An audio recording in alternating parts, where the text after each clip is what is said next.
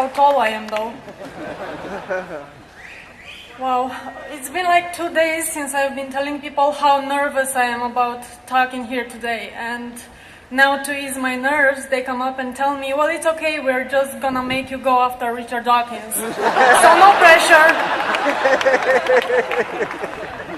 Seeing so many people here is absolutely overwhelming, especially with the wind and the rain and baby Jesus crying, I guess. I mean, if this event was to take place in my country, I am sad to say it would have probably been 5 people rallying. And maybe 2 of them would be very enthusiastic and 3 of them would be there hoping they might get free stuff. And this is not even a joke. It is really that sad. So it is so exciting to be here. And I've been, thanks. For many months this event has been all over the place, and I see that non-believers are still pretty confused about it. I mean, why are you people going there? Why do you need to rally? What are you even gonna do there? You're really gonna drink infant blood and pray Satan's name and all that? And in all seriousness, there is this misconception that we get together just because we like to bash religion, because it's a fun activity, and it's so much more than that. I mean, of course, there is the fun in it.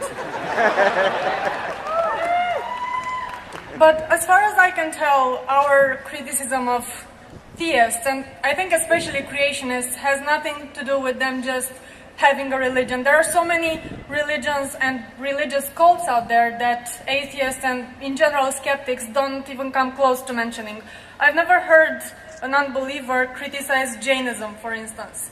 I mean, a Jainist extremist is somebody who wears a fabric over their nose and mouth so they don't inhale and kill the little bugs.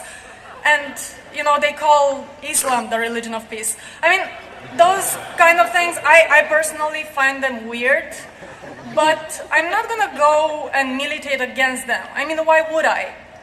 But the thing is, with the 2 monotheistic religions of Christianity and Islam, they account for more than half of the world population. And incidentally, these 2 religions have a few things in common. And if there are protesters here who say, no, my religion doesn't promote this kind of stuff, I suggest they should go read the book. And I'm talking about denial of science. There are still people trying hard to keep evolution out of school books or bring religion alongside with it. And also opposing contraception and abortion too, because there are only 7 billion people in the world, and we obviously need a lot more. And also this idea that being gay is wrong, and so you need to be punished for it. And now the punishment comes in the form of taking away some rights and liberties that straight people have, like the right to get married. Of course, the Bible and the Quran and these holy books, they don't actually tell you that you should prevent gay people from getting married. I never saw any scripture say that. What they say is that you should kill them. But of course, here in the West anyway, that kind of thing would land you in jail. So I think gay marriage is pretty much the only thing they've got. And that's kind of going downhill because more and more countries and states are starting to recognize gay marriage. Yeah.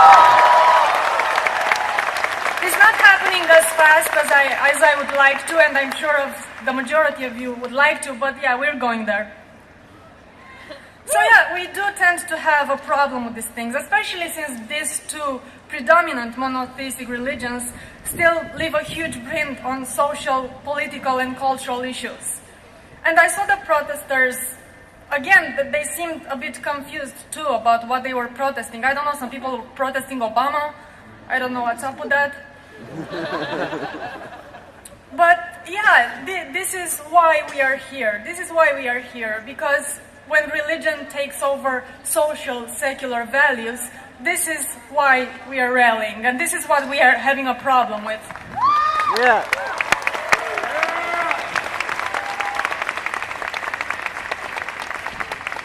Now, for a bit of fun, I know there are people who say that we are getting here together. This just shows that atheism is just like a religion. I'm sure you've all heard this, right?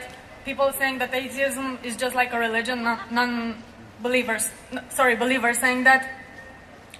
Because they say apparently we also have our sacred books, like the God Delusion and so on. And then we have our prophets, like Charles Darwin, and we have our evangelists, the people who are spreading the good word around. And then there are people who give their money away to further the cause. We have these gatherings, all this stuff that indeed you do find with religion. But you see, if atheism is a religion because of these things, then so is the Democratic Party. And so is feminism, and so is the NFL. And so is, everything else that involves people getting together and being active in any given field. I mean, what would really take for atheism to become a religion? First of all, we would indeed need a very old book that we hold as unfalsifiable, which is kind of hard when you're a skeptic. I don't know how that works.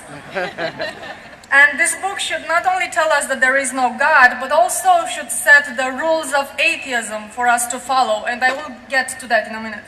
Because if you're thinking, Darwin's Origin of Species is pretty old, that's not a good pick, because first of all, it doesn't actually tell us that there is no God.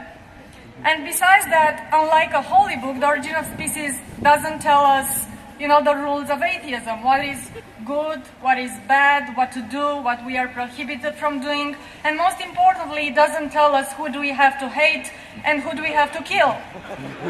Which, as we all know from the